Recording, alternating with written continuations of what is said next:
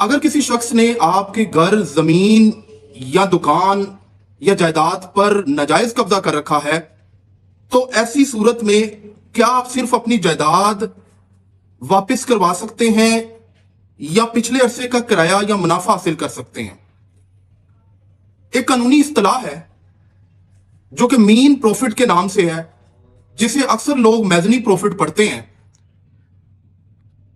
इसकी तारीफ कुछ यूं है, यानी ये वो मुआवजा है जो एक जायदाद का हकीकी मालिक गैर कानूनी काबज से जायदाद पर नाजायज कब्जा करने की वजह से वो मुआवजा वसूल किया जाए, उसे मीन प्रॉफिट कहते हैं। सेक्शन 2 सब सेक्शन 12 इस हवाले से रेलिवेंट है। ये हमें डेफिनेशन बताता है मीन प्रॉफिट की कि ऐसा मुनाफा जो नाजायज कब्जा रखने वाला शख्स इस जायदाद से हकीकतन हासिल करे या मामूल की एहतियात से हासिल कर सकता हो, और इसमें वो मुनाफा शामिल नहीं होगा जो कि वो इंप्रूवमेंट्स या कोई तामीर के जरिए उसने हासिल किया हो, तो इसको वो मीन प्रॉफिट की डेफिनेशन में शुमार नहीं किया जाएगा। इसकी मिसाल मैं कुछ यूं लूंगा कि आप एक दुकान के हकीकी मालिक हैं और उस दुकान पर कब्जा हो जाता है।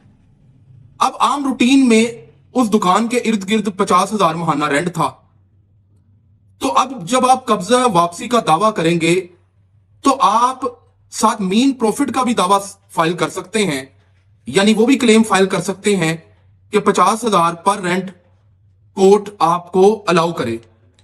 इसके अलावा अगर मुकदमे में जायदाद का कब्जा वापस लेने और मीन प्रॉफिट हासिल करने यानी दोनों का मुतालबा किया गया हो, तो आर्डर 20 रूल 12 लागू होता है।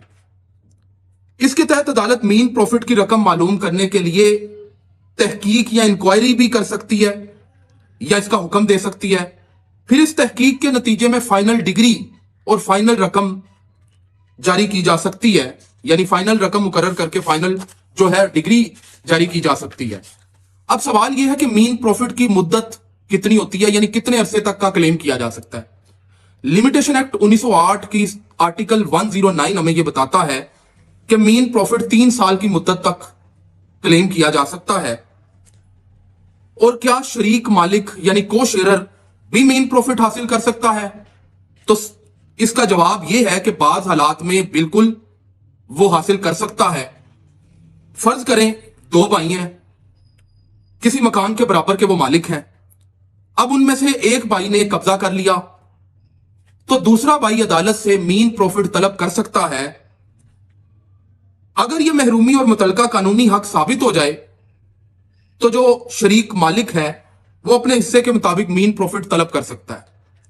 इसी तरह कोर्ट फीस के हवाले से एक जजमेंट है 1987 CLC 832 में अदालत ने करार दिया कि अगर पिछले अरसे का क्लेम या मीन प्रॉफिट की मखसूस रकम आपने मांगनी है, तो साथ आपने कोर्ट फीस भी लगानी है, और आप कोर्ट फीस नहीं लगाते तो आप फिर साहब क्लेम भी मीन प्रॉफिट का नहीं मांग सकते, यानी कोर्ट आपको मीन प्रॉफिट नहीं दे सकती। शुक्रिया।